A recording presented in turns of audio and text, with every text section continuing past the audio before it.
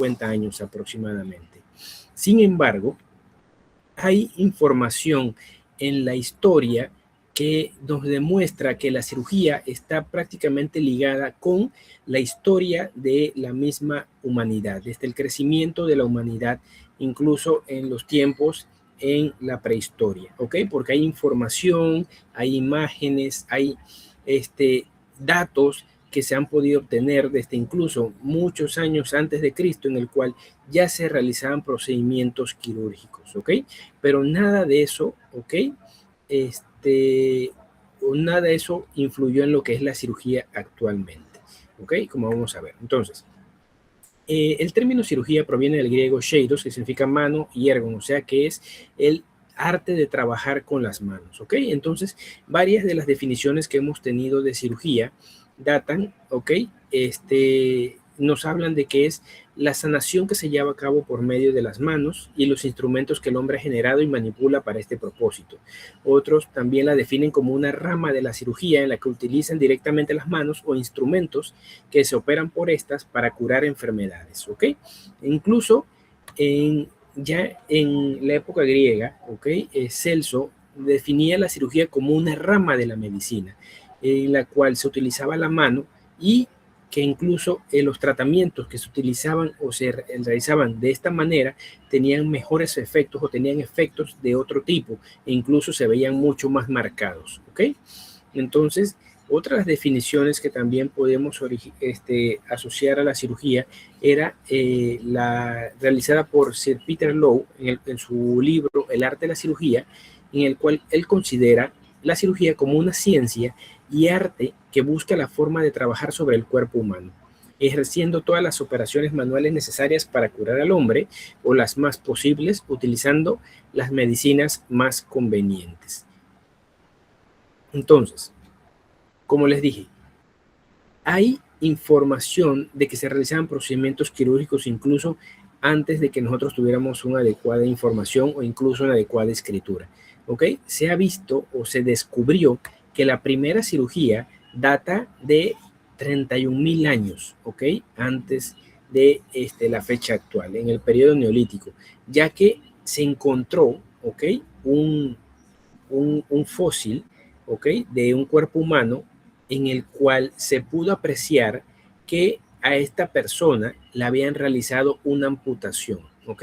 ¿Y por qué se dieron cuenta que fue una amputación y no fue algo traumático? Porque los trazos o los cortes fueron bastante rectos e inclusive se dieron cuenta que esta persona, después de haber realizado la amputación, vivió aproximadamente unos 9-10 años más. Eso quiere decir que estas personas que realizaron este procedimiento tuvieron la capacidad, 1, de controlar el sangrado, 2, de evitar que esta herida se infectara y 3, ¿ok? Que este paciente tuviera una adecuada cicatrización y pudiera seguir siendo funcional o estar vivo, ¿ok? Entonces, esta es la evidencia que nos habla de que este fue un procedimiento quirúrgico realizado con una intención, no fue algo traumático, no fue un accidente, no fue eso. También se ha visto que en la época neolítica, en la prehistoria, también han habido hallazgos de haber realizado procedimientos como trepanaciones, ¿ok? Sangrías para el cuidado o el tratamiento de diferentes enfermedades. También en la época de la Mesopotamia tenemos lo que es el Código de Hammurabi, en el cual se especifica remuneraciones, ¿ok? Para los cirujanos o para personas que hacían procedimientos quirúrgicos. Pero también, ¿ok? En este código también había sanciones en caso de que el procedimiento quirúrgico no obtuviera los resultados que se esperaban. Entonces ya se veía en esta civilización que la cirugía era un procedimiento o eran procedimientos que se hacían en la población, ¿ok? Y que también, pues bueno, había una ley que los regía para tratar de realizarlos de la mejor manera posible y con la mejor calidad. También en el Talmud, que es un escrito hebreo, podemos encontrar descripciones de procedimientos quirúrgicos, como era la circuncisión o el hecho de realizar una cirugía para un ano imperforado. Egipto, en 2700 a.C., también encontramos mucha información sobre procedimientos quirúrgicos. Incluso ellos, debido a los procedimientos de embalsar y de momificación, pudieron adquirir un gran conocimiento de la anatomía del ser humano. Tan es así que ellos hacían prótesis, para pacientes que tenían amputaciones por X motivo, hacían amputación, hacían prótesis. ¿Por qué? Porque ellos consideraban, o en su religión, ellos consideraban que una persona que pasaba al más allá de manera incompleta era una persona no apta o no adecuada. Entonces, por eso ellos le colocaban prótesis a sus muertos para evitar que fueran de manera incompleta. En diferentes papiros, incluso en jeroglíficos, se encuentran información de los diferentes instrumentos que ellos utilizaban. Por ejemplo, en el bajo relieve del templo de Kom Ombo en Egipto se encuentran diferentes instrumentos que ellos utilizaban para hacer legrados, para hacer cortes, para hacer trepanaciones. En los diferentes papiros que se han encontrado hay muchos en los cuales se describen diferentes procedimientos realizados o incluso tratamientos para diferentes enfermedades. Muchos de ellos estaban más indicados hacia la parte religiosa, entonces muchos de sus tratamientos estaban más enfocados en la religión. Pero, por ejemplo, el papiro de Evers y el papiro de Smith, que datan de aproximadamente 1500, 1540 años antes de Cristo, son papiros en los cuales describen procedimientos quirúrgicos o tratamientos para traumatismos, pero más objetivos y más reales, no tan enfocados a la parte religiosa. Entonces aquí en estos papiros ellos describen procedimientos junto con su tratamiento y los resultados que habían obtenido de ellos. Entonces se ha visto que ellos en la época egipcia hicieron diferentes tratamientos, tanto extirpar tumores de cuello, realizar circuncisiones, suturas de heridas, reducción de fracturas, luxaciones, cauterizar vasos sanguíneos, extracción de dientes, colocación de prótesis, todo esto, pues ellos tuvieron este conocimiento. Ahora, ¿qué pasó? Mucho este conocimiento por el sitio geográfico donde se encontraban, por el lenguaje, mucho de esto se fue perdiendo.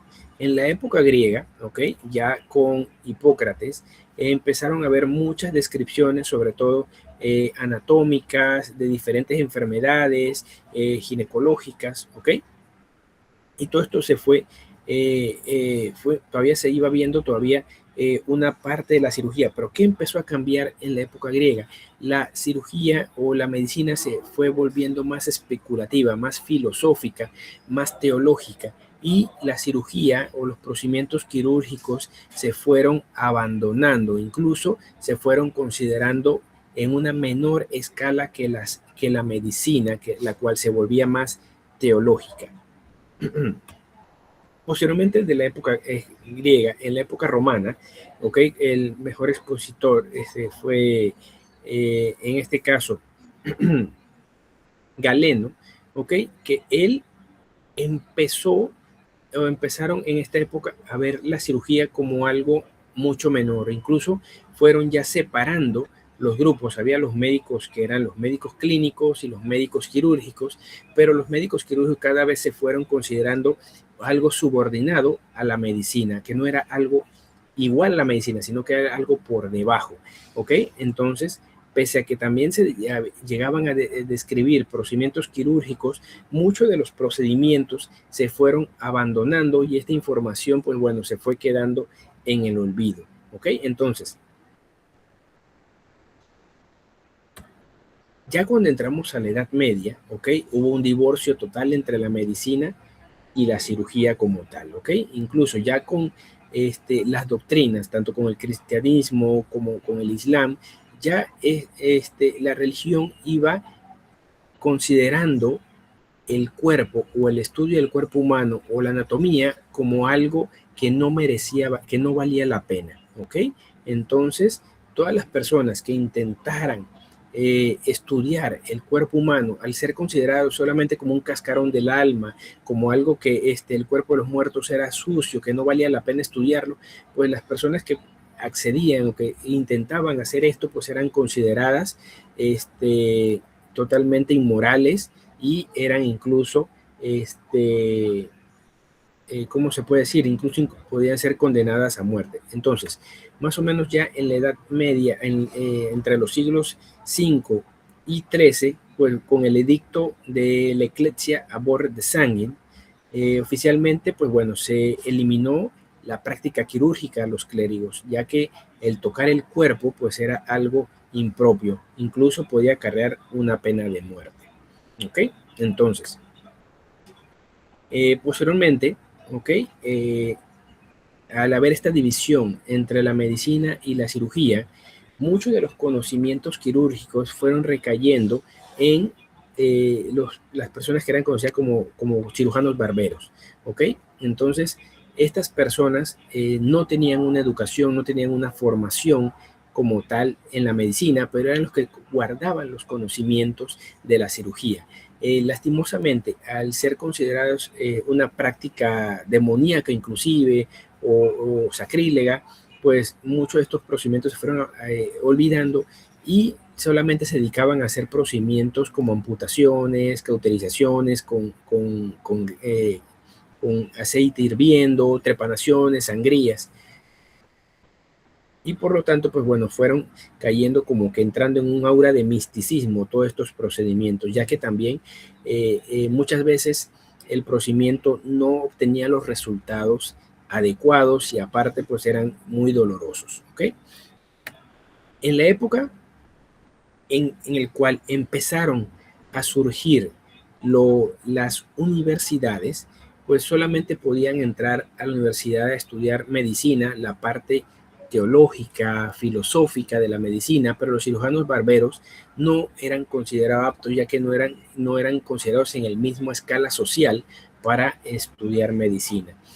Posteriormente, pues bueno, esto fue cambiando poco a poco conforme más o menos en el siglo XV hubo un cambio en cómo se estudiaba la anatomía, que eso lo vamos a ver ahorita más adelante.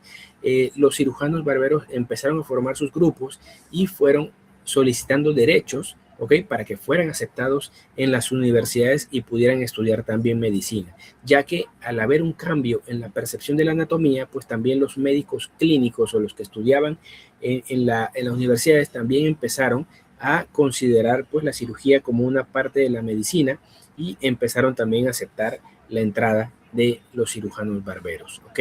Entonces, más o menos en el siglo, podríamos decir, 18, ¿ok? Hubo un cambio que provocó que la cirugía creciera de manera exponencial, ¿ok? Hubieron 4 hitos principalmente que nos hicieron hacer un cambio, ¿ok? O ver la cirugía de otra manera, ¿ok? Aquí están estos 4 hitos. Ustedes, ¿cuál creen que fueron los 2 principales que hicieron que hubiera un cambio radical y la cirugía creciera de manera exponencial? La hemorragia. La antisepsia. La anestesia. Y la anestesia. Las primeras, efectivamente, las que hicieron el cambio fueron la anestesia y la antisepsia, como vamos a ver. Inicialmente, todos, o a partir de la época romana, ¿ok? Como ya saben, Galeno, que era considerado el padre de la medicina, él hacía descripciones anatómicas y prácticamente desde que él hizo esas descripciones hasta más o menos un par de siglos más adelante, se mantuvieron estas descripciones. Pero ¿cuál era el error que había en ellas? ¿Okay? Que muchas de estas descripciones se realizaron en base a modelos de animales, ¿okay? Principalmente el cerdo. Entonces, muchas de estas descripciones tendían evidentemente a ser inadecuadas. Por lo tanto, hubieron varios anatomistas, más o menos en el siglo XIV, que empezaron a dudar y que ellos decían que la mejor forma de estudiar anatomía era estudiando el cuerpo humano. Pero ¿cuál era el problema que tenían en su tiempo? Que la iglesia prohibía el utilizar los cuerpos. Entonces muchos de ellos lo hacían de manera clandestina. El problema que era que eso acarreaba una pena de muerte. ¿Ok? Entonces, hubo alguien en esa época, bueno, seamos Hipócrates, Galeno, en el siglo XIV, ¿ok? Específicamente en 1543, un anatomista, Andrés Vesalio, ¿ok? Él consideró que la mejor forma de estudiar la anatomía era a través del cuerpo humano. Entonces, él empezó a hacer descripciones, ¿ok? Del cuerpo humano. Claro que eso pues sí le acarrió muchos problemas, incluso había una pena de muerte que no se cumplía afortunadamente porque era amigo del rey en ese tiempo. Entonces, él hizo descripciones, empezó a hacer descripciones y todo esto, pues bueno, lo plasmó en su obra magna de Humani Corporis Fabrica y a partir de ahí, todos esos conocimientos, pues bueno, provocaron un mayor interés en la cirugía y esto permitió que mucha gente empezara a estudiar más la anatomía, a interesarse más por la cirugía a partir de ese momento. Eso fue, estoy hablando en 1500, pero todavía tardó unos 3 siglos más o menos hasta 1800, para que pudiéramos tener un despegue de la cirugía como tal. Entonces, conforme fueron creciendo todos los conocimientos en anatomía y se fueron agregando otros conocimientos, sobre todo en histología, en fisiología, también en el cual empezaron a ver el desarrollo de métodos de estudio, de imagen, ¿ok? Entonces se fue mejorando las técnicas y la descripción de la anatomía, también se fue describiendo mejor la fisiología de todas las partes del cuerpo. Entonces todos estos conocimientos se fueron juntando, ¿ok? Tanto lo que fue la anatomía, la fisiología, la biomecánica, la histología, los avances técnicos, y con esto nos permitió crear un nuevo concepto que era la anatomía funcional, en el cual nosotros describíamos la forma y también la función de los diferentes órganos y veíamos que muchas veces la forma determinaba la función, así como la función también iba moldeando la forma de los órganos, y es la mejor forma que se ha empezado a hacer para hacer una descripción o un estudio de la anatomía. ¿Ok? Entonces, a partir de las descripciones de Vesalio en su libro, se empezó a ver un mayor interés y una mejor descripción, y esto pues favoreció una mejor forma de hacer los procedimientos quirúrgicos, pero todavía los procedimientos quirúrgicos no eran considerados adecuados, ¿ok? ¿O por qué creen que no eran considerados adecuados o se temían realizar los procedimientos quirúrgicos? Por riesgo de infecciones. Una, por el riesgo de infecciones, pero antes que las infecciones, porque una cosa es que, bueno, te operaban y después se te podía infectar, pero ¿qué pasaba en el momento de la operación? ¿Por qué no te querías operar en ese Morir momento? por desangración, por hemorragia. Una parte, El dolor. el dolor, efectivamente. ¿Ok? Las personas podían tener un dolor por una enfermedad que muchas veces no sabían cuál era la causa. Incluso las personas decían, ok, si tienes mucho dolor y con los remedios que te aplicábamos no te funcionaba, pues bueno, te encomendaban a Dios y te decían, bueno, eso fue lo que te mandó Dios y ya aguántate tu dolor o que pase lo que tenga que pasar con el dolor. Entonces, las personas que se les podía realizar un procedimiento quirúrgico de por sí tenían dolor y hacer un procedimiento quirúrgico les generaba mucho más dolor. Entonces ya no sabías, incluso las personas llegaban a morir por el dolor a los cuales eran sometidos durante un procedimiento quirúrgico. Entonces mucha gente rehusaba e incluso estigmatizaba hacer los procedimientos quirúrgicos. Se llegó a considerar que el dolor no se podía eliminar y pues era, digamos, el hacer una cirugía sin dolor era una utopía como tal. Entonces era el límite, todo el mundo decía que eso era el límite que impuso Dios y que no se podía realizar algo más allá. ¿Ok? Entonces, desde tiempos atrás, incluso antes, en la época griega, incluso antes, habían o se intentaban realizar remedios para tratar de controlar el dolor. La gran mayoría de ellos eran basados en el alcohol, en los opiáceos, pero ninguno de estos en verdad tenía un beneficio o podía controlar el dolor por completo y que permitiera que una cirugía se pudiera realizar sin dolor. Entonces, ¿qué pasó? En 1800, ¿ok? Y esto se descubrió, digamos, de una manera incidental, ¿ok? Primero, Horace Wells era un dentista en Boston, en Massachusetts. Él acudió un día a un circo y en el circo hacían un espectáculo en el cual les ponían o les hacían inhalar a diferentes personas un gas y esto hacía que se volvieran, se desinhibieran. Entonces, él durante una función, él se percató que una persona que había inhalado el gas se había cortado en un momento y la persona ni lo había sentido ni le había dolido. Entonces él empezó a investigar y bueno, se dio cuenta que bueno, era el óxido nitroso. Entonces él decidió presentar su investigación ante la Sociedad Médica en Boston. ¿Y qué creen que pasó? No le Se creyeron. rieron. Lastimosamente, la persona que él intentó operar tuvo dolor, ¿ok? No fue exitosa su demostración y en verdad lo que pasó fue que, bueno, él no tomó en cuenta la edad del paciente, el peso, las comorbilidades que él tenía. Entonces, la verdad, pues muy probablemente la dosis que él le aplicó no fue suficiente.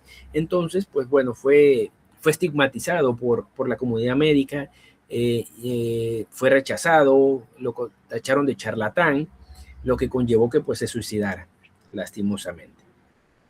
Pero toda la información que él recabó no fue, cayó en el olvido. Su colega, que era amigo de él, trabajaba con él, Thomas Morton, siguió investigando sobre la línea del óxido nitroso y él entonces descubrió el éter, ¿ok? Él nuevamente, 2 años después de la presentación que hizo Horace Wells, Thomas Morton volvía a hacer una presentación ante la comunidad médica en el hospital de Massachusetts, en el cual iba a demostrar que iba a quitar un tumor en el cuello sin dolor. Y él sí logró realizar la cirugía sin dolor. En ese momento, pues bueno, nació la anestesia. ¿Ok? A partir de ahí, esta información corrió, se diseminó como pólvora, ¿ok? De Estados Unidos pasó a Europa. En Europa, Robert Liston utilizó el éter para realizar una amputación sin dolor. Y aquí, a partir de aquí, toda esta información fue diseminándose por toda la rama médica o el personal médico y se fueron realizando procedimientos sin dolor. Pero hubo otras personas que empezaron a considerar o a buscar otros agentes anestésicos para tratar de evitar las secuelas o las complicaciones de que realizaba el éter. Entonces, James Simpson, buscando, experimentando con sus colegas, en él mismo, encontró el cloroformo, ¿ok? Y pudo realizar entonces también procedimientos sin las complicaciones que tenía el éter, ¿ok? Y esto pues dio un cambio radical en la cirugía a partir de poderla realizar sin dolor. También para evitar las complicaciones que era la sedación, los problemas respiratorios que se podrían llevar al utilizar el éter o utilizar el cloroformo, pues otras personas empezaron a investigar o a buscar otras formas de analgesia sin la sedación. Eso, entonces, fue como Karl Kohler, ¿ok? Junto con Sigmund Freud, descubrieron lo que fue la anestesia local o la anestesia tópica, ¿ok? Generalmente basada en la cocaína. Pero ¿qué pasaba con estos primeros sustancias que utilizaban? Pues eran dependientes. De hecho, Karl Kohler, Sigmund Freud se volvieron pues dependientes a la cocaína. A partir de ellos se empezaron a desarrollar otros componentes que no generaran tanta adicción, como fue entonces la procaína, la novocaína, posteriormente la lidocaína, posteriormente surgió la bupicaína, ¿ok? Y que son las que tienen actualmente, pues, son las que se utilizan en la actualidad. También Fidel Pages, es un médico español, pues descubrió la anestesia epidural. Ok, entonces, a partir de aquí, ya la cirugía se podía realizar sin dolor. Pero entonces, ¿qué pasaba? Las personas se seguían muriendo, que fue por lo que mencionaron hace un rato. Ya se podían operar sin dolor, salían bien de la cirugía sin dolor, pero se morían porque se infectaban. ¿Qué ustedes aprecian en esta imagen? El que está Que operando. no usaban guantes. Anatómico. No usaban guantes, no usaban cubrebocas. Creo que ahí esa sábana que estaba, estéril. esa sábana se ve todavía manchada, yo creo que de otra persona. Entonces, no tenían métodos de asepsia, no tenían métodos de antisepsia. Ellos consideraban, los médicos, que ellos no cargaban nada que pudiera causar una infección. Entonces no había necesidad de limpiar, ni ponerse guantes, ni ponerse cubrebocas, ni nada por el estilo. ¿Ok? Entonces, ¿qué empezó a cambiar? Conforme se empezaron a descubrir, ¿ok? Con la innovación del microscopio, se empezaron a encontrar gérmenes, ¿ok? Que eran los que causaban las infecciones. Pero ¿cómo se dieron cuenta de esto? Hubo un epidemiólogo, Ignaz Semmelweis, más o menos igual, más o menos en la época que se estaba descubriendo la anestesia. Él trabajaba en un hospital en Viena, si no me equivoco, en una sala de partos. Entonces, en la sala de partos donde él trabajaba, él veía que había una alta incidencia de infecciones puerperales. Entonces empezó a ver cómo era el movimiento de la sala y se dio cuenta que los estudiantes o los médicos que iban a trabajar a esa sala de partos, antes de llegar ahí, ellos se encontraban en la morgue. Entonces él empezó a deducir que de la morgue hacia la sala de partos, las personas que iban, los estudiantes, los médicos en formación, algo debían transportar que provocaba que las mujeres embarazadas tuvieran más infecciones. Entonces, él lo que decidió fue que antes de que los médicos pasaran de la morgue a la sala de partos, tenían que lavarse las manos con una solución de cal clorada, ¿ok? Y pese a que había eran muy reacios a hacerlo, lo empezaron a realizar y el número de infecciones empezó a disminuir, ¿ok? Entonces, estas fueron las bases que él sentó para empezar a realizar las técnicas de asepsia y antisepsia. Lastimosamente, como somos el gremio médico, somos muy reacios a hacer cambios, a aceptar nuevas innovaciones. Mucha gente lo tacharon de loco, ¿ok? Y no empezaron a implementar inmediatamente esas técnicas. De hecho, él lastimosamente murió por una sepsis, ¿ok? En un sanatorio. Pero a partir de ahí, otras personas tomaron su información, tomaron sus hallazgos, tomaron su investigación y, por ejemplo, Joseph Lister empezó a utilizar entonces el fenol, ¿ok? Para realizar una asepsia de las manos, ¿ok? Y empezó a utilizar el cubrebocas y a partir de aquí vieron cómo las infecciones empezaron a disminuir, ¿ok? Jan Mikulin también empezó a propagar toda esta información hasta que Ernest von Berman empezó a utilizar toda la técnica generalizada, que era el uso de guantes, de cubrebocas, cambiar todo el campo quirúrgico, ¿ok? Y con esto, pues bueno, fue un avance más que se logró en el proceso de la cirugía. Ya pudimos controlar el dolor, pudimos disminuir las infecciones, ¿ok? Y esto dio pie a que el número de cirugías, el tipo de cirugías y la forma de hacer las cirugías y el número creciera de manera exponencial. Y mire, estamos hablando de 1800, o sea, estamos hablando de prácticamente 200 años. Antes de eso, la cirugía era considerada algo que prácticamente sometía a la persona a una muerte segura. A partir de 1800, esto cambió drásticamente y es lo que ha permitido que haya un avance y tengamos una cirugía como la conocemos ahorita. ¿Ok? Y ya por terminar, pues sí, efectivamente el control de la hemorragia también era algo importante. Muchas veces no teníamos cómo hacer un buen control de la hemorragia. Anteriormente se utilizaban plastrones con plastrones de hojas,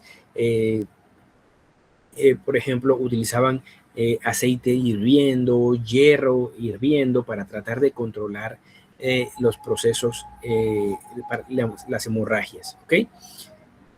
¿Cómo hubo un cambio o qué hizo que hubiera una forma de controlar de manera más eficaz y sin ser tan drástico las hemorragias?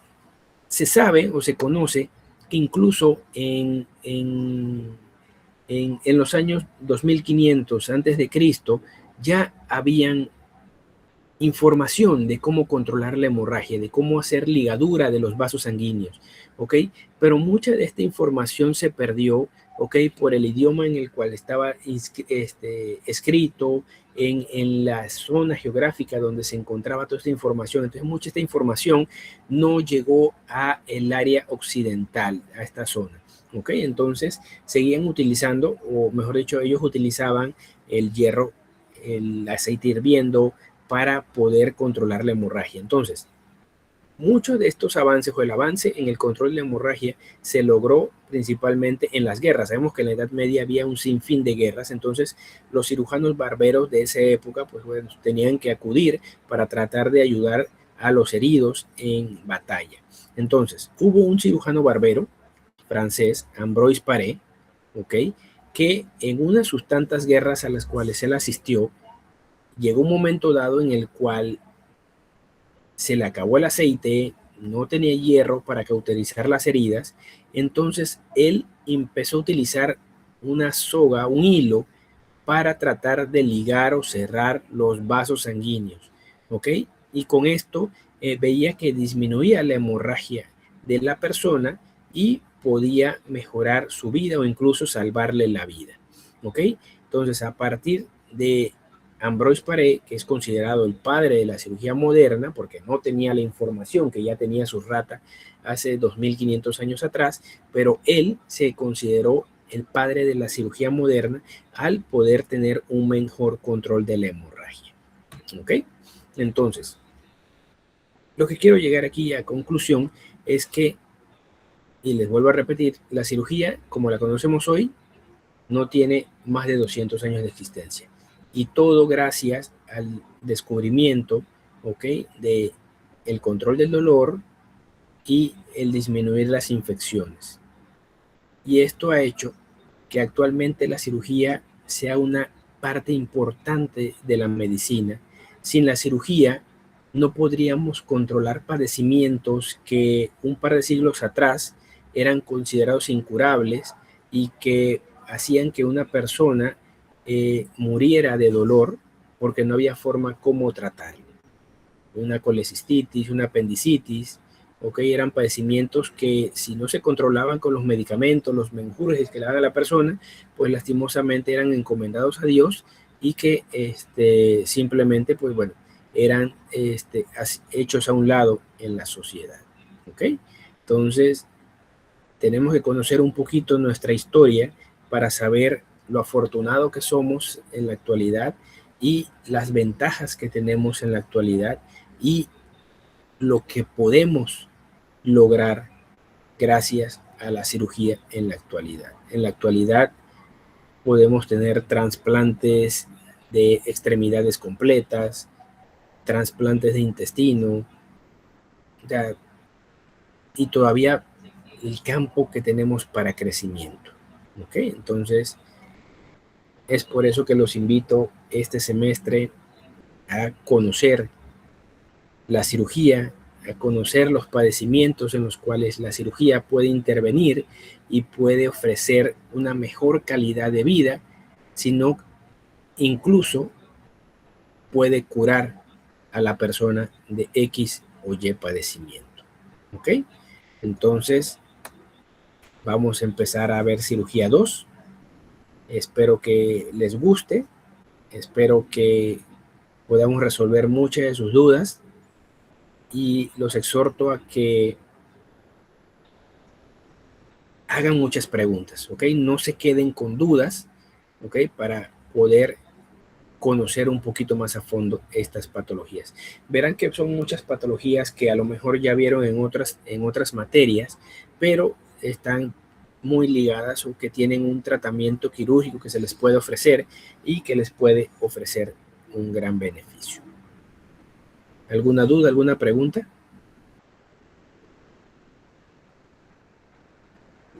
Profe, una pregunta.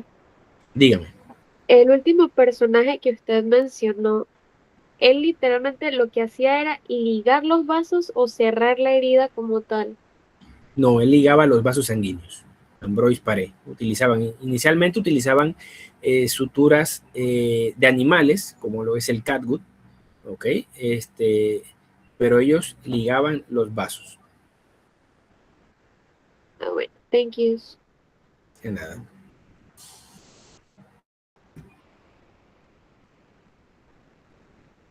Ok, entonces, pues bueno, voy a hacer la repartición de los temas para que empecemos la próxima semana.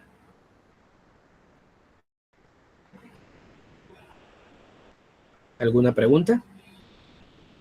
No, doctor. Muy bien, entonces, si no hay ninguna pregunta,